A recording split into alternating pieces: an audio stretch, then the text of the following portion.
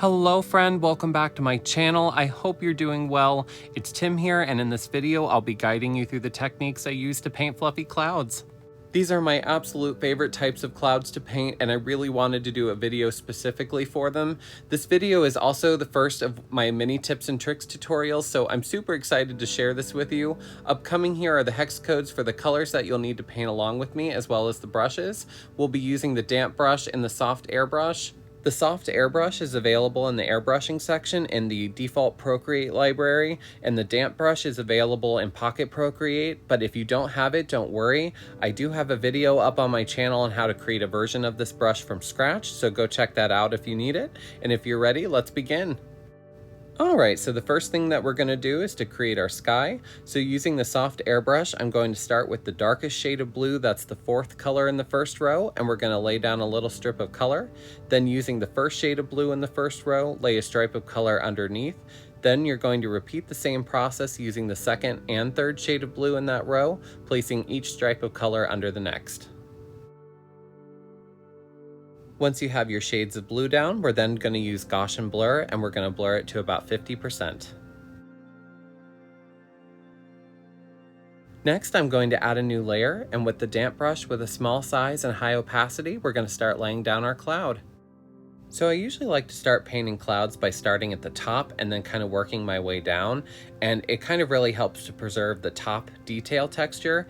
And the damp brush size is perfect for creating clouds with, because it can do rough textures and smooth textures really easily, and because it's rough around the edges like a real paintbrush, it's perfect for these kind of details.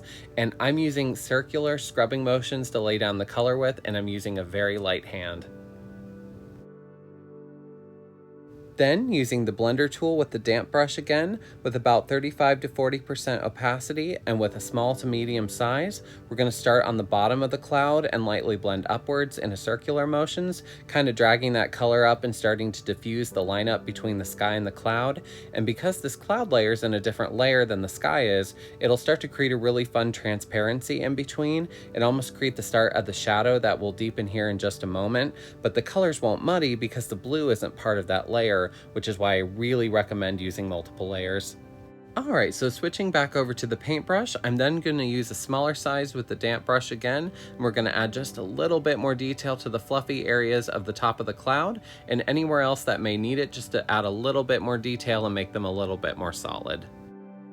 We're going to take our blender brush with a small size and even lower opacity, like 23% or so. I just want to lightly buff these areas out and kind of marry all of the textures of the background together, and then lightly fluffing it out. You don't want to lose all of the texture we just created, but we just want to soften it up a little bit.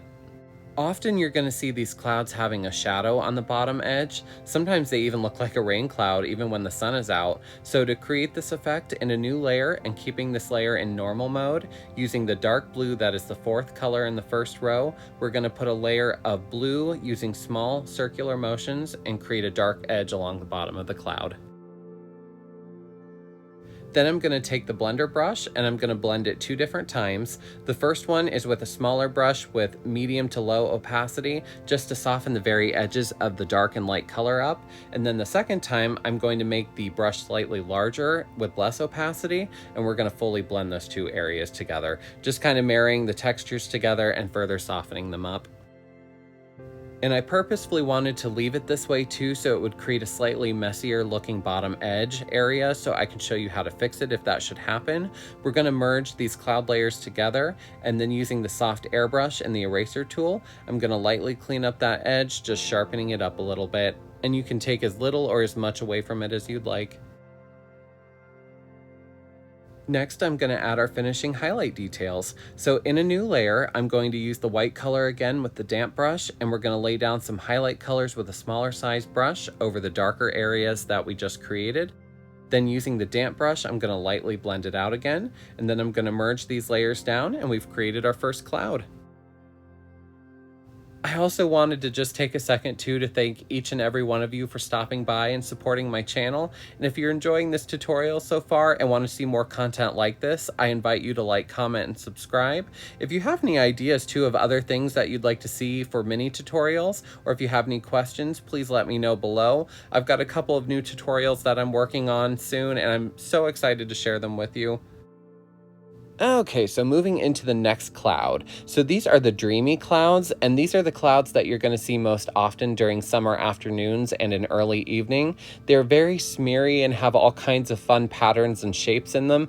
I always love watching the airplanes go through them too because they leave like a cute little trail behind them. So in a new layer with the damp brush again, we're going to lay down some just random shapes with medium opacity with a medium or large size brush. And these are really fun because you can really randomize with the shapes and where they go. And then we're going to take our blending brush, medium to low opacity, medium size, and we're going to lightly buff out those edges, leaving harder edges and softer edges, kind of working our way upwards and kind of smearing them in all different directions with a circular motion.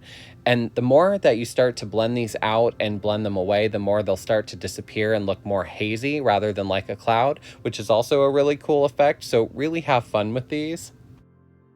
I really love painting these clouds, so I'm going to create another one over here just to show how different they can all be. So with this one, we're going to just start with a bunch of dots in a cluster, and then we're going to take the blender tool with a medium to small brush, medium to low opacity, and we're going to lightly blend these out and buff them upwards just to give them a more windswept look.